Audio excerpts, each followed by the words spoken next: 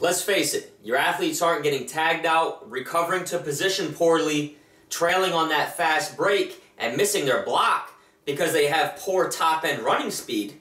They're slow to the punch because they don't have the ability to accelerate, they have poor technique when they stop and restart, and they probably just don't have the lower body strength and power necessary to be explosive. So how do you improve all of those aspects and get your athletes more explosive, you ask? Most definitely not like this.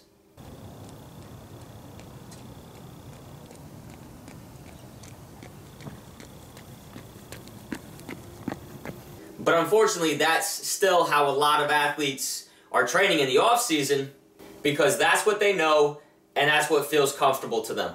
But the reality is that long, slow, steady pace aerobic training is actually going to do the exact opposite of what you're trying to achieve with your speed and agility routine. In fact, your athletes are going to get slower training that way because they're just training themselves to do slow pace, steady movements at low intensity, and that's exactly what you're going to get out of your efforts. Stay tuned because in this video, I'm going to give you 3 speed and agility drills that you can incorporate that are going to help your athletes have better technique and form, increase first step quickness and acceleration, and make sure they're the ones getting to the spot first. Hi, I'm Brian Reynolds from Thunder Sports and Fitness, where coaches come for practical strength and conditioning advice.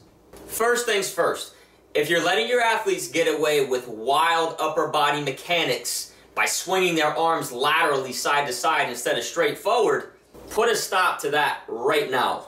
I'm sure the majority of you watching this video right now aren't working with speed skaters, so that wild lateral arm swing is going to serve you no purpose and in fact is going to take away a lot from performance.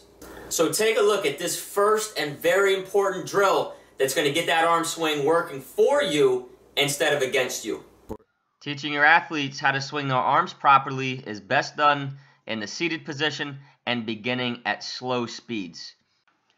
Once they've demonstrated that they're proficient in the technique, you can start to increase the speeds and make it a little bit more challenging and more appropriate for sports. But make sure that you're always focusing on the coaching points. The torso should be tall, the eyes should be forward, and most importantly, the shoulder should be doing the work. So the arm swinging from the shoulder, making sure they're going through their full range of motion. After you've got the upper body mechanics under control, start working on your short sprints. By focusing on a low acceleration position and a lean forward, that's going to be a game changer when it comes to getting to the ball first or getting to that spot before the competition. A lot of times when athletes start sprinting, their torso pops straight up, they get extremely vertical, and they lose that lean forward, which is going to help them accelerate. So this exercise instructs your athletes to pop up off the ground as quickly as they can and start sprinting before they stand completely up. By doing that, you're going to really reinforce that lean forward and get them to accelerate the way that they need to. Lastly, you're going to incorporate some lateral movement drills that work a lot on strength and power, and equally as important, they work on positioning and angles, which are going to give your athletes that first step quickness that you're looking for. The crossover step is an extremely potent athletic move that requires a lot of technique and also strength and power. Keep in mind, you're only focusing on one explosive movement laterally, so the cones don't need to be set up too far apart, only about 3 yards away from the center on each side. The main coaching point here is that when your athlete hits that edge, that the weight is leaning back towards the center, just like you see here. The hips are very low, and the athlete is in a proper angle and proper position to take off and return to center. Almost any field or court sport that I can think of involves several changes of direction and accelerations. Now, sports vary greatly in the distance that's covered before a change of direction is made, but regardless of the sport that you coach or participate in, that distance is usually not very far at all.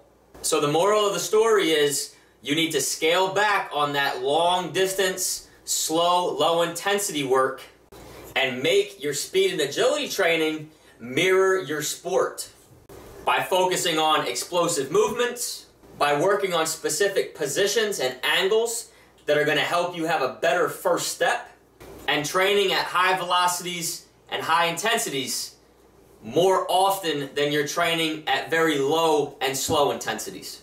And it's as simple as that. If you liked this video and you know another coach that may benefit from hearing this, please send them a link to this video in a personal email. You're going to be helping them out. You're also going to be helping me out. If you're seeing me for the first time and you're not on my mailing list, joining is extremely easy. It's free, and all you have to do is click up here, go down to that banner, go over to my homepage and opt in. I send out an email every week with great information just like this. Lastly, I make these videos based on the comments that I get from coaches. So if you have a topic or a question that you would like me to cover, make sure you send me a personal email to coachb@thundersportsfitness.com, and I guarantee that I'm going to respond to you and also get you that information that you're looking for and answer any questions that you might have.